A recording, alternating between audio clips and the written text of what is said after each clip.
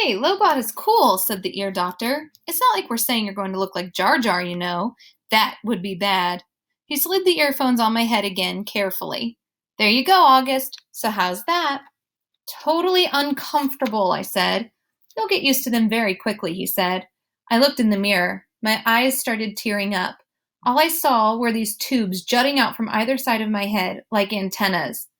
Do I really have to wear this, Mom? I said, trying not to cry. I hate them. They don't make any difference.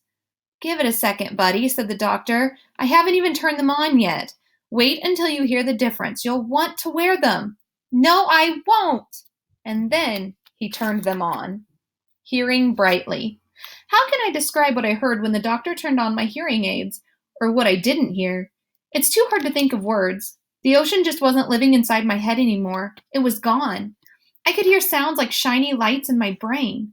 It was like when you're in a room where one of the light bulbs on the ceiling isn't working, but you don't realize how dark it is until someone changes the light bulb, and then you're like, whoa, it's so bright in here. I don't know if there's a word that means the same as bright in terms of hearing, but I wish I knew one, because my ears were hearing brightly now.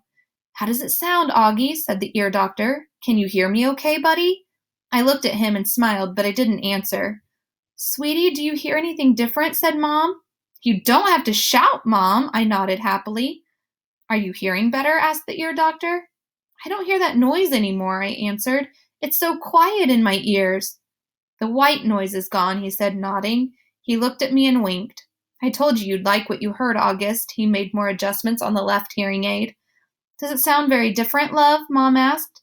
Yeah, I nodded. It sounds lighter. That's because you have bionic hearing now, buddy, said the ear doctor, adjusting the right side. Now touch here. He put my hand behind the hearing aid. Do you feel that? That's the volume. You have to find the volume that works for you. We're going to do that next. Well, what do you think? He picked up a small mirror and had me look in the big mirror at how the hearing aids looked in the back. My hair covered most of the headband. The only part that peeked out was the tubing. Are you okay with your new bionic Lobot hearing aids? The ear doctor asked, looking in the mirror at me. Yeah, I said. Thank you. Thank you so much, Dr. James, said Mom. The first day I showed up at school with the hearing aids, I thought the kids would make a big deal about it, but no one did. Summer was glad I could hear better, and Jack said it made me look like an FBI agent or something. But that was it. Mr. Brown asked me about it in English class, but it wasn't like, what the heck is that thing on your head? It was more like, if you ever need me to repeat something, Augie, make sure you tell me, okay? Now that I look back, I don't know why I was so stressed about it all this time. Funny how sometimes you worry a lot about something, and it turns out to be nothing. Via's secret. A couple of days after spring break ended, Mom found out that Via hadn't told her about a school play that was happening at her high school the next week, and Mom was mad. Mom doesn't really get mad that much, though Dad would disagree with that, but she was really mad at Via for that. She and Via got into a huge fight. I could hear them yelling at each other in Via's room. My bionic Lobot ears could hear Mom saying, "But what is with you lately, Via? You're moody and taciturn and secretive." "What is so wrong with my not telling you about a stupid play?" Via practically screamed. "I don't even have a speaking part in it." "Your boyfriend does. Don't you want us to see him in it?" "No, actually, I don't." "Stop screaming." "You screamed first. Just leave me alone, okay? You've been really good about leaving me alone my whole life, so why you chose high school to suddenly be interested, I have no idea."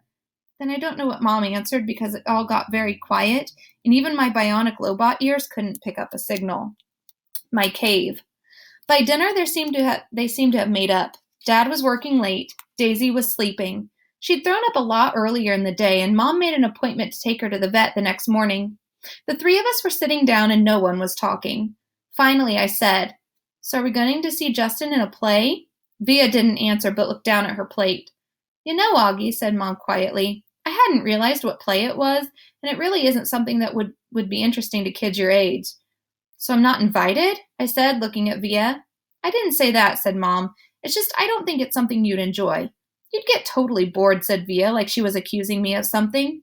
"Are you and Dad going?" I asked. "Dad'll go," said Mom. "I'll stay home with you." "What?" Via yelled at Mom. "Oh, great. So you're going to punish me for being honest by not going?" "You didn't want us to go in the first place, remember?" answered Mom. "But now that you know about it, of course I want you to go," said Via.